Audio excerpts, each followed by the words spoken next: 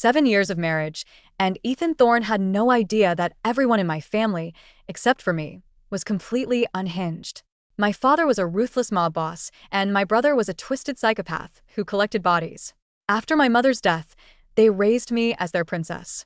They always said anyone who dared hurt me would be stripped to the bone, sliced piece by piece, and left to wish for death. On the day I went into labor, Ethan's little assistant, Sophia Davis, managed to call away every single doctor in the hospital because of a torn private part. I clutched his hand, terrified. "Ethan, please get the doctors back. If my family finds out what you're doing to me, you're dead." But Ethan Thorne just sneered and shook off my hand. "Still lying? I'm a billionaire now. Even the mayor answers to me. Why would I be scared of them? Last time, Sophia fainted from low blood sugar and you forced me to attend a meeting with our partners. Now, it's your turn to give birth. Can't you just suck it up?"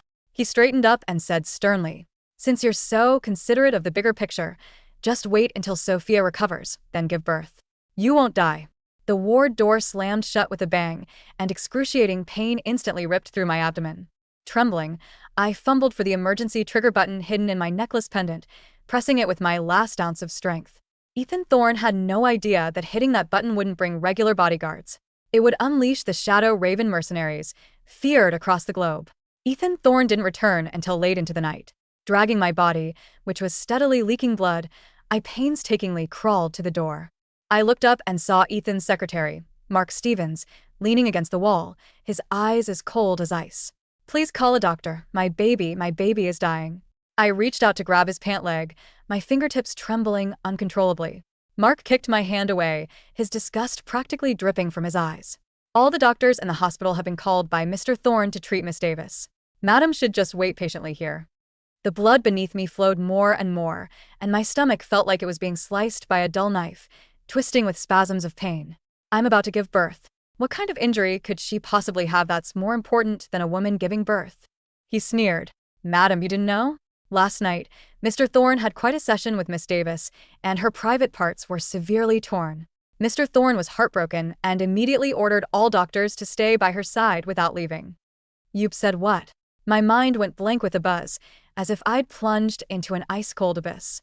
The excruciating pain in my stomach couldn't even overpower the suffocating tightness in my chest. I clutched his pant leg tightly, pleading humbly, "Please call Ethan Thorne. Tell him to come see me and the baby, even if just for a moment."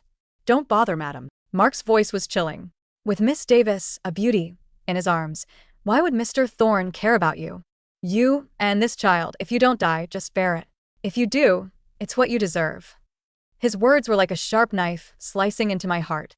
Yes, Ethan Thorne wouldn't care about me. He was completely consumed by Sophia now, so how could he possibly come save me? I opened my mouth, wanting to say more, but the severe blood loss made my vision suddenly go black, and I completely passed out. In my dream, I felt like I was falling into a bottomless abyss. When I opened my eyes again, I saw Dad crouching by the villa pool, tossing a bloody piece of meat into the water. The fish were eating until their bellies were round, their scales glowing with a strange, eerie red hue. He turned, smiling at me, and said those fish, fed on human flesh, had the most beautiful scales, perfect for my bookmarks. My brother leaned outside the glass door, showing off a bracelet he'd made from human bones. Back then, I had just experienced my mother's sudden death right in front of me and was most afraid of the dark. No matter how late Ethan's work dinners ran, he would always come home early to stay by my side, waking up before dawn the next day to go to work. I casually mentioned I liked the starry sky, and he immediately spent millions to buy an observatory in the city outskirts, giving it to me as a birthday gift. A wealthy heiress, wanting to be with him, offered a multi-billion-dollar project, pressuring him to break up with me. To give me a sense of security, he immediately blocked her and declared publicly, "The only woman I will ever love is Eleanor Moretti." I believed him. So I kept it from my family, accompanied him as he built his fortune from scratch, acted as a shield against countless schemes, and even proactively cut ties with my family for him. He hugged me countless times, saying, "Ellie, once the company goes public, I'll take you on a world tour and pamper you like a princess." But now, that man who swore he'd never betray me was watching me bleed to death in a hospital bed, all for another woman. In a haze, I heard a baby's cry. The next moment, I was violently pulled back to reality. Looking at Mark Stevens beside me, I forced myself to speak through the pain. Mark, my father personally picked you to be my bodyguard all those years ago. You know exactly what my family is capable of. He didn't speak. But his trembling hands gave away his terror completely. What do I want to do? My pale face twisted into a sneer. My father and brother will be here any minute. If you don't get the doctors now, when they arrive, you'll have nowhere to be buried. Mark instantly trembled all over, scrambling to go find a doctor. Just as he reached the door, he seemed to remember something. He suddenly let out a chilling laugh, then turned and viciously slapped me across the face. A sharp smack echoed, and my head snapped to the side from the blow. This is Mr. Thorne's private hospital, built just for you. It's deep in the wilderness. Not even satellites can find it, let alone any divine intervention. I gasped for breath, staring at him, weak but with fierce resolve. You're too late, all of you. I already sent out my location. His face instantly turned ghostly pale, his legs gave out, and he collapsed onto the floor, his eyes wide with terror as if he'd seen a ghost. This isn't real. I gritted my teeth, every word causing me to break out in a cold sweat from the pain. Go get the doctors now. When my father arrives, I'll put in a good word for you, and you might just get to keep your worthless life. Otherwise, next year this very day will be your death anniversary. Mark was terrified out of his mind. He fumbled for his phone, scrambling on all fours and bolted out like a madman. I lay limp on the bed, the cramping in my stomach like a knife twisting inside me. But the knot in my stomach finally loosened a bit. When Mark finally pushed the doctor in, seeing me covered in blood, he instantly exploded. Are you insane? He practically stomped his foot, pointing at my belly in exasperation. This pregnant woman is almost gone. The baby's in a breech position. 5 more minutes, and it'll be a double tragedy. The doctor quickly felt my pulse, then pried open my eyelids and shouted, "Quick, get the delivery kit. And the strong stimulant. She needs to stay awake. No more complications." A needle jabbed and cool medicine flowed in. My mind went blank for a moment, then instantly cleared. Finally, my baby and I were saved. The doctor had just picked up a scalpel when the ward door was kicked open with a bang. Sophia's mother, Brenda Davis, suddenly burst in and roughly pushed the doctor to the ground. Ethan and my daughter were at it until dawn last night. Her wound tore open again, and now she can't even stand. I order you to go save her right now, or I swear I'll make sure you're run out of the city. She turned and glared at me, her face practically overflowing with triumph. My daughter is Mr. Thorne's favorite trophy wife. He said every doctor in this city has to prioritize her. She then scornfully kicked my stomach, her eyes filled with utter disdain. Eleanor Moretti, don't think that just because you have a face that could launch 1,000 ships and helped Mr. Thorne build his fortune from scratch, you're something special. Look at what you are. Do you really think you deserve to be Mrs. Thorne? I convulsed in pain, but with my last ounce of strength, I spat fiercely at her greasy face. Brenda's face instantly turned green with rage. She raised her hand to strike me. You wretched BTCH.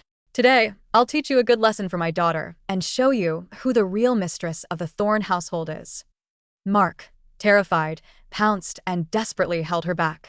Madam is almost gone. If you lay another hand on her, she and the baby will die. So what? She let out a twisted laugh, calling 2 bodyguards from outside the door. Hold her down for me. You dare steal my daughter's man? Today, I'll show you what it means to wish you were dead.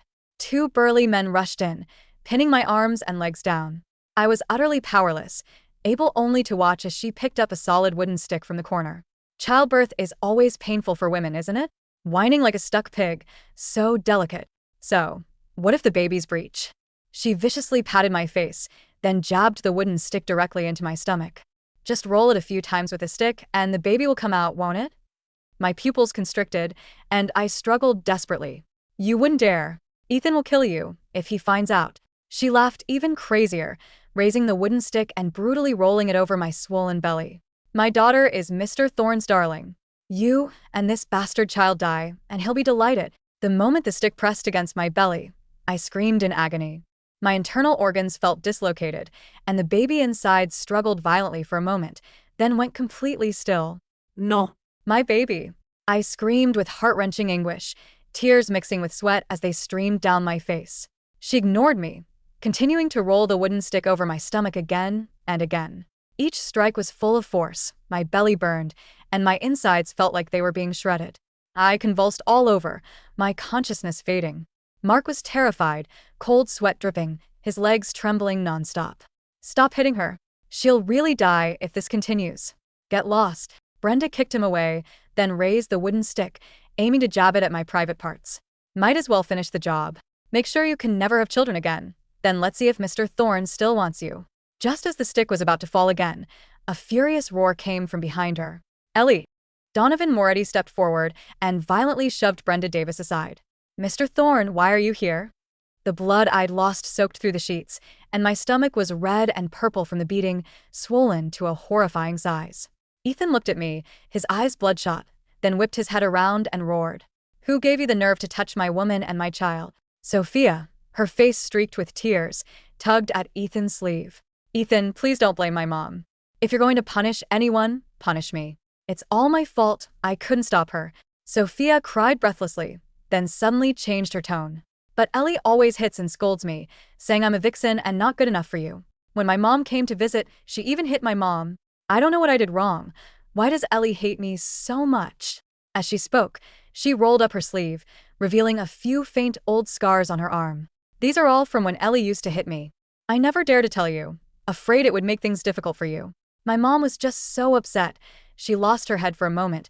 She really didn't mean it. Ethan's eyes instantly turned bone-chillingly cold. He stared at me intently, his voice filled with disappointment. Eleanor Moretti, I thought you were just spoiled, but I never imagined you were so vicious. Those words were like an ice pick plunging into my heart, and with them, my last shred of hope for him shattered into dust. Ethan's gaze hardened. It seems I've pampered you too much, allowing you to become so lawless. You need to learn a lesson and remember your place. Whatever Sophia wants to do to punish you, you'll take it. I stared at him, unable to believe it. Ethan, are you blind? They were trying to kill our baby. Seeing this, Sophia sobbed softly. Ethan, Ellie is just too distraught. I lay in a pool of blood, my heart filled with despair. Dad. Silas, where are you? As the last tear slipped from my eye, I stopped struggling. Boom! A sudden thunderous crash erupted from outside the door. The main door was blasted to splinters, with shrapnel flying everywhere. My father, Donovan, burst in, covered in blood. His eyes swept over Sophia and a stunned Ethan. When they finally landed on my barely breathing form, they instantly turned scarlet. Looks like my fish have fresh bait again. My brother, Silas, strolled in behind him, his eyes fixated on Sophia. That face, if you took it off to make a lampshade, it would be absolutely perfect. The dust from the shattered door had not even settled before the temperature in. The ward plummeted to below freezing. Ethan Thorne stood frozen, his hand still half extended toward Sophia, who had been whimpering against his shoulder just seconds before. The sheer force of the explosion had blown the heavy, reinforced oak door into 1,000 jagged splinters.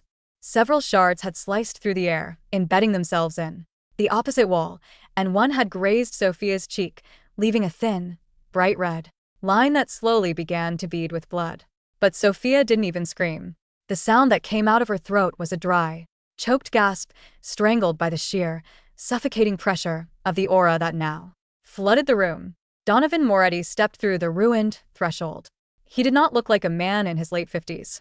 Standing well over 6 feet, his broad shoulders were draped in a dark, charcoal gray overcoat that smelled faintly of ozone, expensive tobacco, and wet earth. His silver-streaked hair was slicked back, exposing a face carved from granite, and eyes that were completely devoid of human warmth.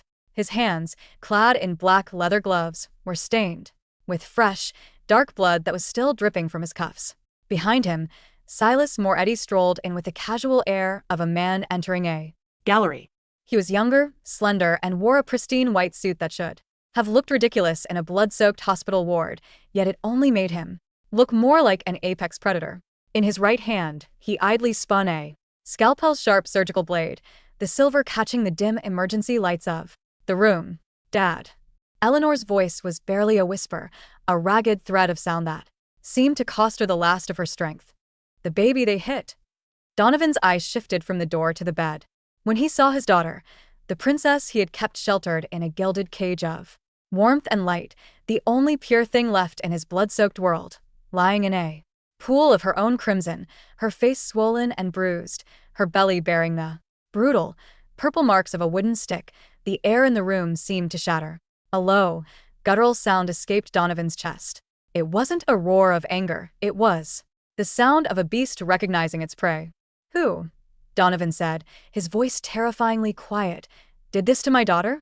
Ethan, recovering his wits, but still entirely ignorant of the scale of the nightmare he had walked into, stepped forward. He tried to summon the commanding presence that had served him so well in boardrooms and mayoral offices over the past year. Who the hell are you? Ethan demanded, though his voice trembled slightly, despite his best efforts. Do you know whose property this is? This is a private facility of the Thorne Group. I am Ethan Thorne. One phone call to the chief of police, and you'll be dragged out of here in chains. Silas stopped spinning his blade. He tilted his head, his dark eyes fixated on Ethan with a look of genuine, childlike curiosity. Oh, Silas murmured, his voice smooth and melodic. So this is the little dog Ellie brought home, the one who promised he would cherish her. Silas took a step closer, his leather shoes clicking softly against the bloody tiles. You've grown quite a tail, little dog. You think because you have a few billion in paper currency, you've climbed to the top of the food chain. Don't speak to Mr. Thorne like that. Brenda Davis, still clutching the heavy wooden stick, yelled from behind the bed. She was emboldened by her ignorance, her mind unable to comprehend the danger. He's a billionaire. He controls the entire city's economy. You old bastards think you can just bust in here and… Before she could finish her sentence, a shadow moved. It was so fast the human eye could barely register it. One of the black-clad mercenaries standing behind Donovan emerged from the dark. A gloved hand gripped Brenda's throat, lifting her clear off the floor. The wooden stick fell from her grasp, clattering uselessly to the ground. Mom, Sophia shrieked, finally finding her voice. She grabbed Ethan's arm, shaking it violently. Ethan, save her. They're going to kill her. Call your security. Where is your security? Ethan's face paled rapidly. He reached into his pocket and pulled out his phone, quickly dialing his chief of security. Get the men up here. Now. Third floor. VIP ward. There are intruders. Mr. Thorne? A weak, static-filled voice gasped from the other end of a line. We can't, they aren't human, there are hundreds of them, the entire mountain is. The call cut out, replaced by the deafening, rhythmic whoop-whoop-whoop of heavy military helicopters hovering directly outside the window. The searchlights from the choppers cut through the glass, illuminating the room in a harsh, blinding white light. Through the window, Ethan could see black-clad figures rappelling down from the sky, landing on the balcony and the roof. They weren't private security guards or local police. They wore the crest of the Shadow Raven, the most feared mercenary group in the hemisphere, a private army that even sovereign nations hesitated to cross. Ethan's phone slipped from his hand, shattering on the floor. How? Ethan whispered, his knees suddenly feeling weak. How is this possible? The Shadow Ravens, they only answer to the European Syndicate. They don't. They answer to me, Donovan said coldly. He didn't look at Ethan. He walked straight to the side of the bed, his heavy boots stepping directly onto the hand of Mark Stevens, the secretary who was still cowering on the floor. Crack. A sickening sound of bones crushing echoed through the ward. Mark let out a shrill, piercing scream of agony as Donovan casually ground his heel into the man's fingers, reducing them to splintered bone and mush. My daughter asked you to call a doctor, Donovan said, his voice like dry autumn leaves scraping against a tombstone. And you kicked her. You refused. Her. Lord Moretti, please? Mark sobbed, his face pressed against the blood-slicked floor. I didn't know. Mr. Thorne ordered it. I was just following orders. Please spare me. Donovan didn't answer. He looked down at his daughter. The sight of Eleanor's pale, sweat-slicked face and her shallow breathing made his chest heave. Silas, Donovan commanded. Get the medical team. If my grandchild, or my daughter loses a single drop of blood more than they already have, I will skin everyone in this room alive. Starting with the doctor. The local doctor, who had been cowering behind a medical cart, immediately fell to his knees, his pants soaking in the pooled blood. I'll do it. I'll do it. But the equipment here, the power was cut by the explosion. The Shadow Raven medical unit is already landing on the roof, Silas said, his smile widening into something genuinely monstrous. The best trauma surgeons in the world are on their way down. But just in case. He leaned down, placing the cold blade of his scalpel against the doctor's cheek. If Eleanor feels even a flicker of pain while they work, I will dissect you piece by piece, and I will keep you alive to watch me do it. Do we have an understanding? The doctor nodded, so hard his neck clicked. Yes. Yes, Lord Silas. I Understand. Within 3 minutes, the ward was transformed into a high-tech operating theater. Under the blinding spotlights of the portable surgical lamps brought in by the Shadow Raven medics, a team of 6 elite military surgeons worked with mechanical precision. They ignored the blood, the shattered door, and the terrifying figures of Donovan and Silas standing in the corner like statues of doom. Ethan, Sophia, and Brenda had been shoved into the corner of the room, forced to Watch. 2 massive mercenaries stood over them, their assault rifles pointed directly at their heads. Any movement, even a heavy sigh, resulted in a cold muzzle being pressed against their temples. Ethan's mind was spinning. He looked at Eleanor, who was now hooked up to multiple 4 lines and monitoring machines. Her face was still deathly pale, but her vitals were slowly stabilizing. The Moretti family, his mind screamed in denial. Donovan Moretti, the legendary Iron Emperor of the underbelly, the man who controlled the shipping docks, the underground banks, and the private military contracts of half the Continent. And Silas, the bone sculptor, a brilliant but completely psychotic surgeon who was expelled from the medical community for performing unsanctioned experiments on human bodies. Eleanor was their princess, the girl who had lived in a tiny, rented apartment with him when he was starting out. The girl who had cooked him simple meals, who had never asked for designer bags or expensive jewelry, who had stayed up with him to help him draft business proposals. She wasn't a nameless orphan. She had given up everything, cut ties with a global empire, just to be with him, to protect him from the darkness of her family. Ellie, Ethan muttered, his voice cracking. Why didn't you tell me? Tell you? Silas's voice drifted over from the shadows. He was currently wiping his scalpel with a pristine silk handkerchief. Our Ellie wanted to give you a normal life, Ethan. She knew that if our father found out about you, he would have investigated every branch of your family tree to ensure you were worthy. And if you weren't. Silas chuckled, a sound that made the hairs on the back of Ethan's neck stand up. Well, you would have vanished. She begged our father to let her leave. She knelt in the snow for 3 days and 3 nights, just to get Dad to agree not to interfere with your little company. Ethan's heart seized. He remembered that winter 5 years ago. Eleanor had been sick with a severe fever for nearly a month, her joints aching, her hands trembling. He had thought it was just a bad flu. She had knelt in the snow for 3 days for him. And how had he repaid her? When his company grew, when he became a billionaire, he began to feel that she was too plain, too quiet, too lacking in social grace to stand by his side. He had let Sophia, with her sweet words and calculated vulnerability, worm her way into his bed. He had ignored Eleanor's pain, dismissed her pregnancy as exaggerated, and had even ordered the entire hospital staff to abandon her in her hour of greatest need, all because Sophia had a minor tear in her private parts. I didn't know. Ethan stammered, tears of sheer terror and regret finally spilling over his eyelids. Lord Moretti, please? I loved her. I still love her. I was just misled. It was all Sophia. She manipulated me. Ethan, Sophia shrieked, her eyes wide with betrayal. How can you say that? You said you loved me. You said she was just a useless drag on your career. Shut up, you bitch. Ethan roared, turning on her with a ferocity he had never shown before. If it weren't for you and your mother, I would never have treated Ellie this way. You tempted me. You planned this. Silence. Donovan's voice wasn't loud, but it cut through the room like a guillotine. Ethan and Sophia both froze, their mouths half open, paralyzed by the absolute authority in the old man's tone. At that moment, the lead surgeon stepped back from the bed, removing his bloody gloves. His face was tense, but there was a flicker of relief in his eyes. Lord Moretti, the surgeon reported, bowing deeply. The young mistress is out of danger. The internal bleeding has been stopped, and her uterus has been repaired. However, the surgeon hesitated, glancing nervously at Silas. The child, because of the severe physical trauma to the abdomen, the baby's heart, had stopped for several minutes.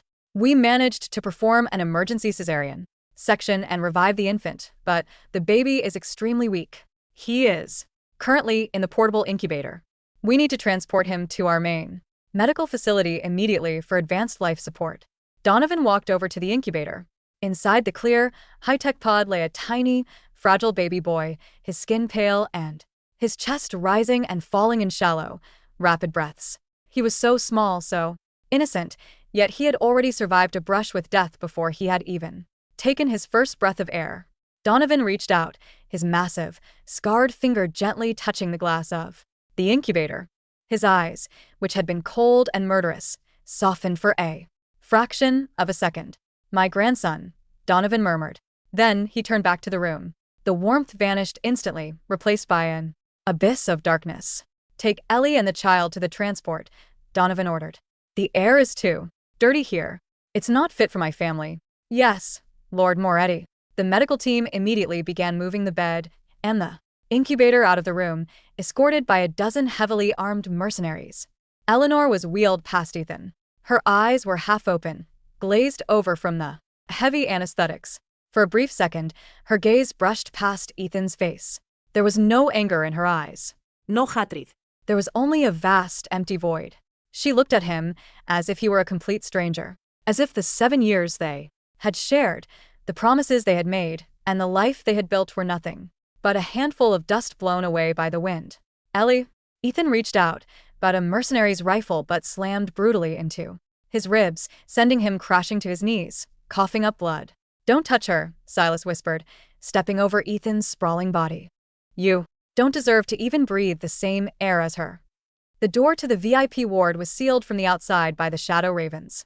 The room was now empty of medical equipment, leaving only the blood-soaked floor, the shattered furniture, and the 5 people left behind: Ethan, Sophia, Brenda, the traitorous secretary Mark, and the 2 Moretti men. Donovan sat down on the only remaining intact leather chair, crossing his legs. Silas stood beside him, idly playing with a set of silver surgical tools he had laid out on a clean towel on the small table. "Now," Donovan said, leaning back, "let's clean up the trash." Mark Stevens was the first to realize his fate. He crawled forward on his knees, his crushed hand trailing a thick streak of blood on the floor. "Lord Moretti." "Lord Silas." Mark wept, his face swollen from terror. "I was Eleanor's bodyguard 5 years ago. I protected her. I kept her secrets. I only joined the Thorne group because she asked me to." Please remember my past. "Loyalty. Past loyalty?" Silas tilted his head, selecting a long, thin needle from his Set. "Mark, you were paid $5 million by our family to ensure Eleanor's safety. But when Ethan Thorne offered you a small share of his company and a fancy title, you forgot who your real master was. You even helped his mistress lock my sister in this ward." "I was wrong.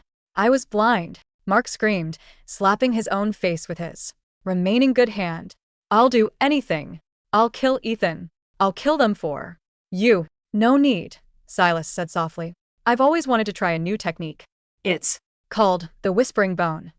I insert these silver needles into the nerve clusters along your spine, one by one. It doesn't kill you, but every time your heart beats, you will feel the sensation of 1,000 hot needles driving into your marrow.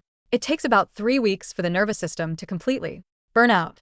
You will be quite awake for all of it." no. Ah. Silas moved with terrifying speed. Before Mark could even scramble backward, Silas's hand clamped onto the back of his neck, pinning him to the floor. With his other hand, Silas drove the first long, thin needle directly into Mark's lower spine. The scream that erupted from Mark's throat was not human. His body convulsed, his eyes rolling back as his muscles locked in a state of absolute, agonizing spasm. 1. Silas counted cheerfully, selecting a second needle. Don't worry, Mark. "We have plenty of time. The mountain is completely blocked off. No one is coming." Ethan watched, his face turning a green, sickly hue. He threw up, the sour scent of bile mixing with the smell of blood in the room. Sophia was clutching her mother, both of them shaking so violently they could Barely stand. Next, Donovan's voice rumbled, his cold gaze landing on Brenda Davis. Brenda's arrogance had completely vanished. She realized now that these men were not people she could threaten with the police or the mayor. They were monsters who ruled the dark, and they viewed her as nothing more than an insect to be Crushed. I didn't mean to," Brenda stammered, her voice cracking. It was just a joke. "I was just trying to scare her, Mr. Thorne. Ethan told me to do it. He Said he didn't care about the baby. You used a wooden stick," Donovan said, his voice dropping to a dangerous whisper. You rolled it over my daughter's pregnant belly. You tried to crush my grandson. No. It was a mistake. Please. Donovan gestured to the two mercenaries. They stepped forward, grabbing Brenda by her hair and dragging her toward the center of the room. She screamed and kicked, but she was like a child in the grip of giants. They threw her face down onto the floor. Silas, Donovan said. How many times did she hit Eleanor? According to the security footage we retrieved from the hospital's main server, she rolled the stick 4 times and struck her 5 times, Silas replied, not looking up from his task with Mark, who was now twitching silently on the floor. Foaming at the mouth. Double it, Donovan commanded. No. 10 times. One of the mercenaries picked up the heavy wooden stick from the floor. Wait, please. Sophia screamed, throwing herself toward her mother, but she was kicked back by a mercenary, her jaw cracking against the floor. The mercenary holding the stick did not hesitate. He raised the heavy wood and brought it down with full force onto Brenda's back. Crack. Brenda's scream was cut short as her ribs shattered under the impact. 1. The mercenary counted in a flat, mechanical voice. Crack. 2. Crack. The sound of wood hitting flesh and bone echoed through the room, punctuated by Brenda's agonizing shrieks, which grew weaker with every strike. By the 10th blow, her lower body was a mangled mass of blood and ruined tissue. She was barely breathing, her eyes unfocused, her mouth leaking thick, dark blood. Please. Sophia wept, her face covered in blood and tears, crawling toward Ethan. Ethan, save us, you're a billionaire, you have connections, call the mayor, call anyone. Ethan looked at her, his eyes filled with a mixture of hatred and absolute despair. The mayor? Ethan laughed, a manic, broken sound. You stupid bitch. The mayor is a dog to these people. We are nothing. We are dead. Just as Ethan finished speaking, his personal phone, the one that had survived the drop earlier but was cracked, began to ring. The screen showed the name, Mayor Henderson. Donovan glanced at the phone. Answer it. Put it on speaker. The mercenary picked up the phone, swiped to answer, and held it in front of Ethan's face. Ethan. The voice of the mayor of the capital city came through the speaker, but there was no trace of his usual dignified, authoritative tone. He was panting, his voice trembling with a terror so deep it sounded like he was on the verge of a stroke. Ethan, what the hell did you do? Who did you offend? Mayor. Ethan gasped. Help me, they're in the hospital, they're going to Kill me. help you. I can't even help myself. Mayor Henderson screamed, his voice cracking into a sob. 10 minutes ago, the federal government froze all my Assets. The National Security Bureau just busted into my office with an arrest warrant for high treason. They said I was associated with a terrorist organization. And then I got a call from a representative of the Moretti family. The mayor began to weep openly over the phone. They told me that because I gave your Thorne group the land permits for that hospital, my entire family, my wife, my children, my grandchildren will vanish from the face of the earth by tomorrow morning. Ethan, you bastard. What did you do to Lord Moretti's daughter? Ethan's blood ran cold. He looked at Donovan, who sat there, completely unbothered, as if the destruction of a capital city's mayor was no more significant than swatting a fly. Mayor Henderson. Donovan spoke, his voice calm and clear. The line went completely silent for 3 seconds. Then, the sound of the mayor hitting the floor on the other end could be heard. Lord Moretti. The mayor gasped, his voice choked with terror. I didn't know. I swear to God, I didn't know Eleanor was your daughter. If I had known, I would have burned the Thorne group to the ground myself. Please spare my family. My grandchildren are innocent. Your family's survival depends on how quickly you dismantle the Thorne group. Donovan said coldly. By tomorrow morning, I want to see every asset, every subsidiary, and every bank account associated with Ethan Thorne seized by the state. And then I want those assets transferred to the Moretti Foundation for abused women and children. Yes. Yes. Immediately. It will be done within the hour, the mayor cried. Thank you, Lord Moretti. Thank you. The mercenary hung up the phone and tossed it onto the floor, crushing it beneath his boot. Ethan sat there, his mind completely blank. His empire, the Thorne Group, which he had spent 7 years building, the company he had boasted was worth tens of billions, the achievement that had made him feel so superior to Eleanor. It was gone. With a single sentence from Donovan Moretti, his entire life's work had been reduced to nothing but a charity donation. "You thought you were a king, Ethan," Silas said, stepping away from the twitching, silent body of Mark. He wiped his bloody hands on a towel, his eyes fixed on Ethan. "But you were just a parasite feeding on our sister's kindness. Without her, you are nothing. Without her, your company would have been crushed by the local syndicates 5 years ago. Did you really think your rise to power was because of your own talent?" Silas laughed, a sound that cut into Ethan's soul. "Every time a competitor tried to sabotage your supply lines, our father's men Handled it. Every time a corrupt official tried to extort you, our families lawyers silenced them. Eleanor did all of that behind your back just so you could feel like a big man. And you thought you did it all yourself." Ethan's eyes widened. He remembered the early days of his company. He had faced so many crises, major supply chain failures, hostile takeovers, regulatory blocks, yet every single time, the issues had miraculously resolved themselves overnight. He had always put it down to his own luck and brilliant negotiating skills. It wasn't luck. It was Eleanor. She had been his shield, his silent guardian, while he was busy preening like a peacock and looking down on her. "I'm sorry." Ethan fell to his knees, his forehead slamming against the bloody Floor. He wept, his tears mixing with the blood of his secretary and Brenda. "I'm sorry, Lord Moretti. Silas. I was a fool. I was blind. Please let me see Ellie. Let me beg her for forgiveness. I'll be her dog. I'll do anything. See her?" Donovan stood up, his towering figure casting a massive shadow over Ethan. "You will never see her again. But don't worry. I won't kill you." Ethan looked up, a faint, desperate flicker of hope igniting in his chest. Thank you, Lord Moretti." "A quick death is too merciful for you," Donovan continued, his voice devoid of any emotion.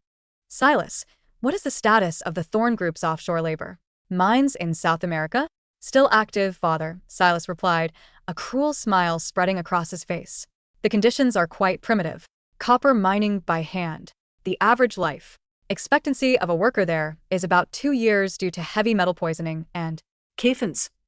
Good, Donovan said. "Send Ethan, Sophia, and this old woman there. Let them work. If any of them dies before they've worked for 10 years, the supervisors will be held responsible." "No, please." "I can't go to a mine," Sophia screamed, grabbing Donovan's coat. But a mercenary immediately dragged her back, breaking her arm in the process. With a sickening snap, she shrieked in agony, collapsing next to her barely conscious mother. As for Ethan, Donovan added, looking down at his former son-in-law with utter disgust, "Make sure he is kept in the deepest section of the mine. Let him work 16 hours a day. Let him remember, with every strike of his hammer, what he threw away." "No." "No. Ellie, save me. Ellie." Ethan roared, his voice cracking into a desperate, animalistic shriek as the mercenaries grabbed him by his collar, dragging him backward out of the room. His screams echoed down the long, empty hallway of the hospital, growing fainter and fainter until they were finally swallowed by the roar of the helicopter engines outside. 3 months later, the Moretti family estate in the private hills of Sicily was bathed in the warm, golden light of the Mediterranean sun. The air was sweet with the scent of blooming orange blossoms and the salty tang of the nearby sea. By the side of a massive, crystal-clear pool, Eleanor sat in a comfortable lounge chair, wrapped in a soft cashmere shawl. Her face had regained its healthy, radiant glow, though there was a new, mature depth in her eyes, a quiet strength that had replaced her past innocence. In her arms, she held a healthy, chubby baby boy. He had his mother's bright, intelligent eyes, and he was currently giggling as he clutched her finger with his tiny hand. "He's growing quickly," a voice said. Donovan walked out of the villa, wearing a simple linen shirt. He looked different here, less like the feared Iron Emperor and more like a grandfather. He sat down on the edge of the stone pool, his eyes fixed on the baby. "He has the Moretti jaw," Donovan said, a rare, genuine smile touching his lips. "He will be a strong man, Ellie. He will be whatever he wants to be, Dad," Eleanor said softly, kissing her baby's forehead. "I won't let him touch the dark side. But I won't let him be weak either." "Of course," Donovan agreed. At that moment, Silas emerged from the glass doors of the villa. He was carrying a small, beautifully lacquered wooden box. He walked over to Eleanor, his expression unusually gentle. "Ellie," Silas said, handing her the box. "A gift for the baby's 3-month milestone." Eleanor opened the box. Inside lay a beautifully crafted bookmark made from a strange, iridescent red material that caught the sunlight, glowing with an eerie, shifting hue. Beside, It was a tiny, delicate silver rattle, inlaid with small, white pearls that looked suspiciously like polished bone. Eleanor looked at the bookmark, then looked at the pool. Beneath the clear water, dozens of large, exotic fish were swimming. Their scales were a deep, vibrant crimson, glowing with the exact same hue as the bookmark. "The fish have been eating well lately," Silas remarked casually, leaning against the railing. "The imported feed from the South American copper mines is highly nutritious. It makes their scales exceptionally beautiful." Eleanor didn't ask what or who the feed was.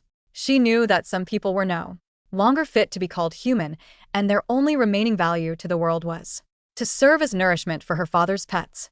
"Thank you, Silas," Eleanor said, her voice calm and even.